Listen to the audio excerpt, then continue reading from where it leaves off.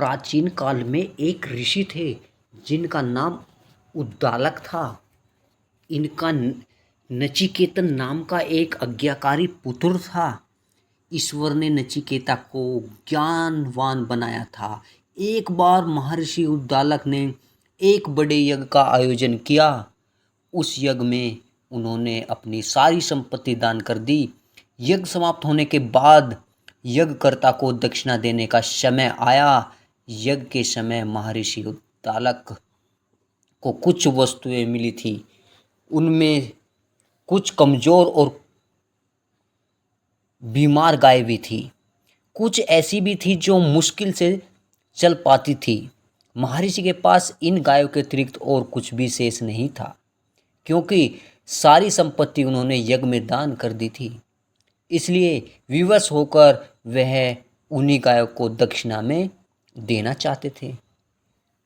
नचिकेत को जब यह पता चला कि उसके पिता अपाहिज गायों को दक्षिणा में दे रहे हैं, तब वह अपने पिता के पास पहुंचे।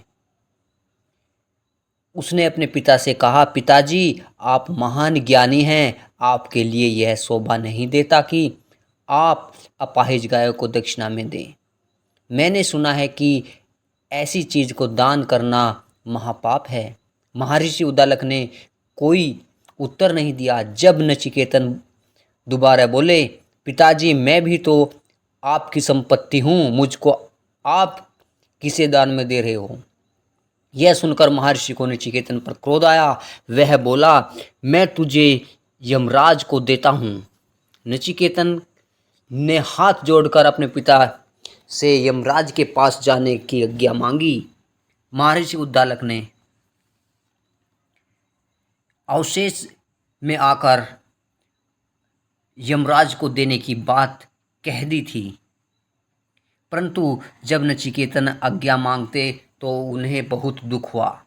वे पछताते हुए कहने लगे कि यह मैंने क्या कर दिया। फिर वे नचिकेतन को समझाने लगे, परंतु नचिकेतन अपने पिता की आज्ञा पर अटल रहा।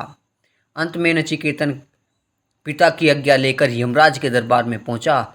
द्वारपाल ने बताया कि यमराज कहीं गए हुए हैं। वह वहीं बैठ गया। तीसरे दिन यमराज वापस आए। यमराज ने जब नचिकेतन को देखा तो वह बहुत दुखी हुए। कहने लगे, हे ऋषिवर, तुम यहाँ पर बिना बुलाए कैसे आए हो?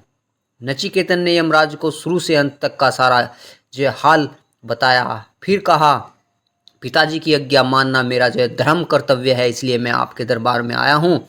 यमराज ने कहा, नचिकेतन, मैं इन लोगों को अपने यहाँ कैसे रख सकता हूँ, जिनकी संसार में रहने की अवधि पूरी नहीं हुई है, इसलिए तुम अपने घर लौट जाइए। नचिकेतन ने कहा कि महाराज, मैं अब नहीं लौट सकता। यमराज ने नचिकेतन को वर देने का लालच दिया। उसने कहा, तुम 3 वर मांग सकते हो।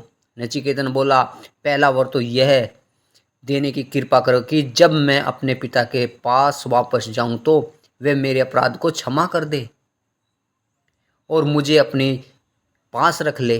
दूसरा वर यह है कि मैं ज्ञान प्राप्त कर लूं कि मृत्युलोक में सर्वलोक कैसे प्राप्त किया जा सकता है। यमराज ने पहले तो इस भेद को बताने से इनकार किया, किंतु जब नचिकेतन ने याद दिलाया कि यमराज उसे वचन दे चुके हो, तो उन्होंने नचिकेतन को यह भेद भी बताया। अंत में नचिकेतन ने तीसरा वर मांगा, महाराज, इस सृष्टि की सच्चाई का ज्ञान देने की कृपा करें। यमराज को अपने वरदान की लाज रखते हुए सब सच्चाई बतानी पड़ी। तीनों वरदान पाकर नचिकेतन अपने पिता के पास आए। उसने यमराज की बातें अपने पिता को बताई। पिता ने नचिकेतन को प्रेम पूर्वक गले से लगा लिया। तो दोस्तों, आज की कहानी को हम यहीं समाप्त करते हैं।